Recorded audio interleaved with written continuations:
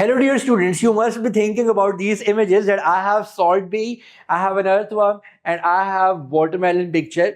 और अभी आपको बताता हूँ कि how I'm going to relate all these images with the topic that we are going to study today. We are going to talk about osmosis. So once you're done with watching that video of diffusion and multiple choice questions of diffusion, now we're going to talk about a very specialized type of diffusion, which is osmosis. Remember, while we were talking about diffusion, I was focusing and emphasizing on one thing, that while we're talking about diffusion, we're talking about the movement of solutes.